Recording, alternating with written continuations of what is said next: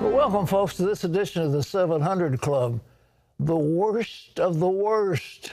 That's what pro-life advocates think of President Biden's latest cabinet pick. Javier Becerra is not a doctor, nor does he have any experience in public health. So why is he the president's choice to head the Department of Health and Human Services?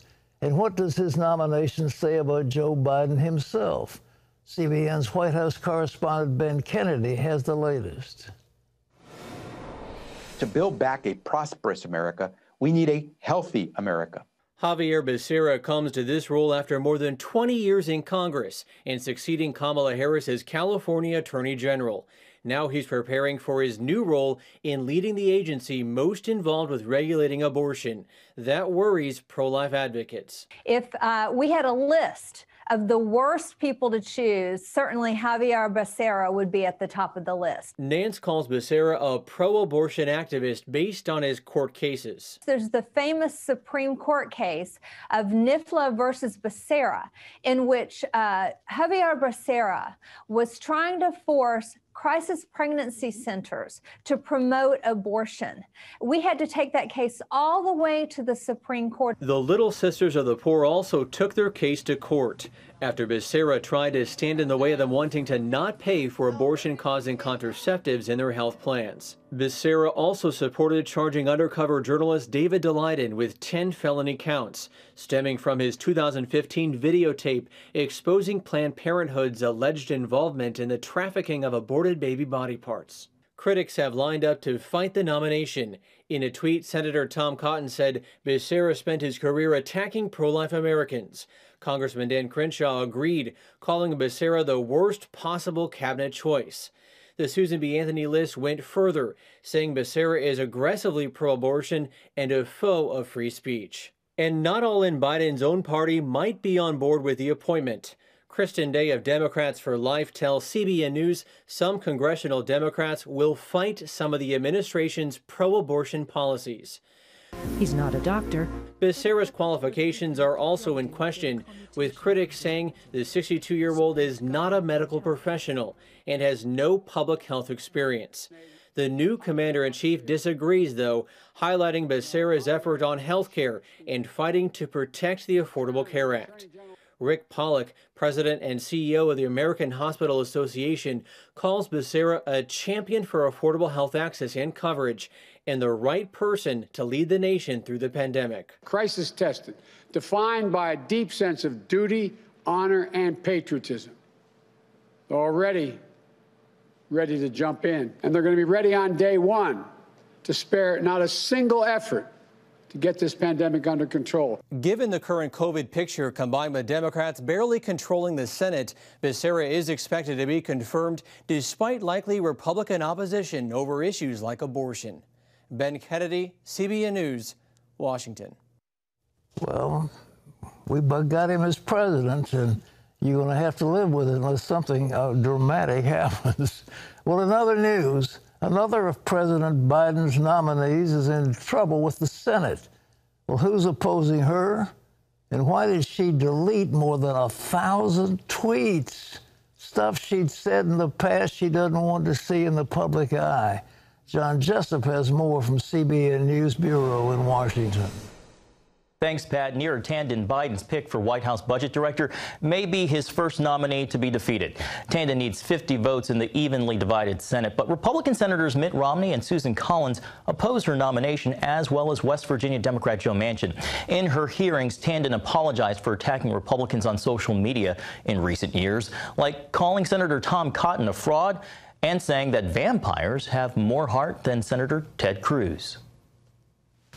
President Biden has talked a lot about tone. You walk into this being hired with a very, very different tone. I know it's on me to demonstrate to this committee and to Republican members and Democratic members I can work with anyone. And that burden is on my shoulders, and it is one that I plan to take on. Tandon deleted more than 1,000 tweets from her account prior to last week's hearing.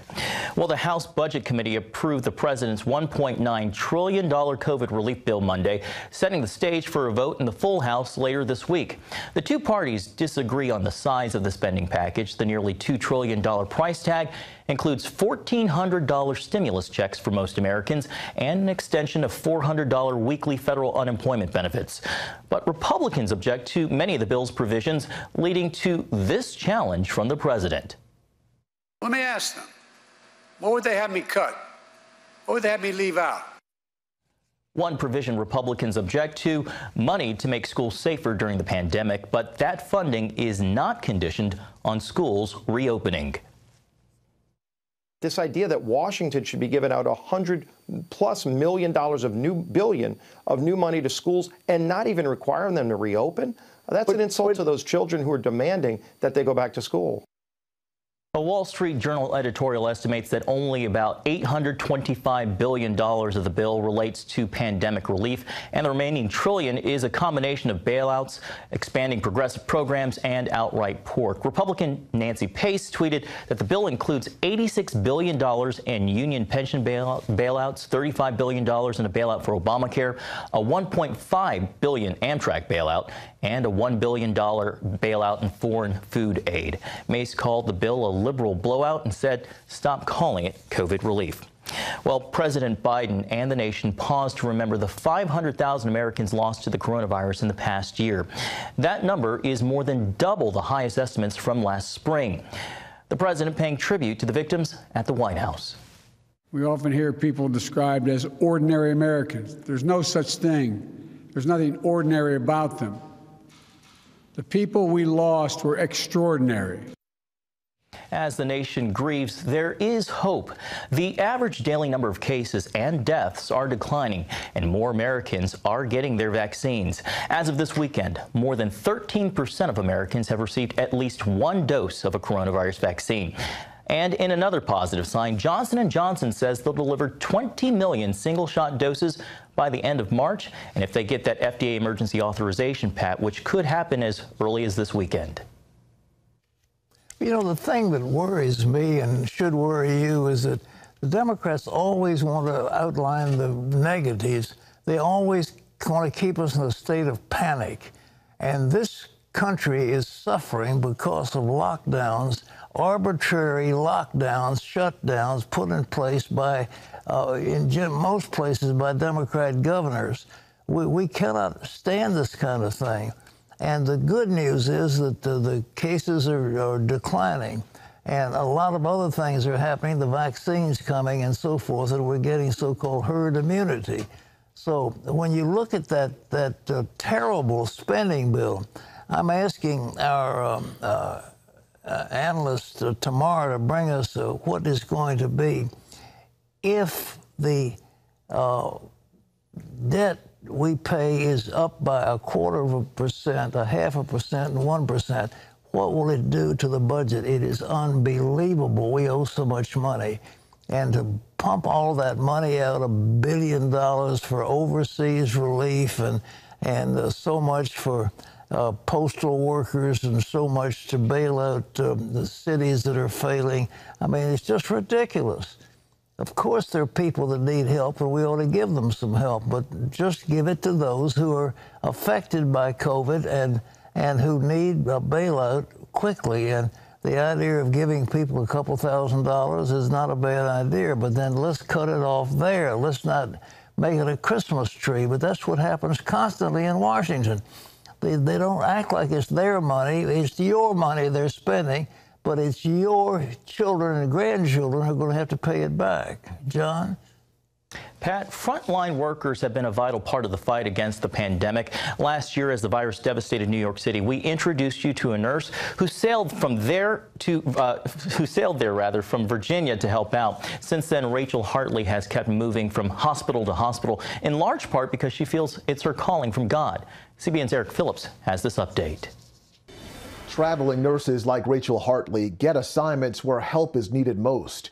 For nearly a year now, that has put her in contact with countless COVID-19 patients, literally from coast to coast. Taking back to last year in April when we set sail, having no idea we would still be doing this almost a year later. So, you know, the future's so unpredictable, but it's in the Lord's hands, and we're just happy to be following along. Following God's leading has kept Rachel Hartley and her husband Taylor on the road and sometimes on the water. We first talked to her last year after she had taken her skills as an ICU nurse to NYU Langone Hospital in Brooklyn. Back then, she said it was a rude awakening. Things, especially in the hospital, were just chaotic. There were so many patients, so many people dying, and it was just a really tough environment to walk into. Thankfully, she says the grace of God allowed her to press on. After leaving New York, Rachel accepted assignments in Connecticut, the U.S. Virgin Islands, Toledo, Ohio, and now L.A. The Lord definitely paved the way for us and has blessed us. She says while compensated well, the mental and physical price is high. Both she and her husband came down with COVID while in Toledo. Even then, she believes God's hand was at work. My symptoms really were just a minor headache and back pain for a day. And Taylor's symptoms then went away within 24 hours. I think the first is the sovereignty and the grace of God, you know, protected me through everything. And, you know, given that, I think PPE is so helpful. After nearly a year and 5 assignments, the most difficult element still remains. Overall, the hardest part is definitely the amount of deaths that I've seen. Coming to LA and seeing their surge and just being reminded of what happened in New York, you know, and being like, oh, this is happening all over again. I can't believe it. But has caused me to grow so much, you know, in my faith, in reliance on the Lord, and, you know, through the grace of my husband as well. Rachel says she knows it's been a difficult year for everyone and offers this word of encouragement from the front lines. I encourage, you know, people to really look back to the science of mask wearing and social distancing. And in one sense, don't go overboard either, because, you know, we need to get outside and we need to get fresh air and exercise, and we need to be in community with people. And there's a way to do that safely. Rachel plans to take only one more travel assignment after LA. Then she plans to pursue a job as a nurse practitioner, a degree she completed during this past busy year. While she has found her current work to be incredibly fulfilling, she and her husband hope to be a bit more settled by this time next year. Eric Phillips, CBN News. Grateful for Rachel and the millions of others of medical and frontline workers. Terry, back to you. Thanks so much. Quite a young woman.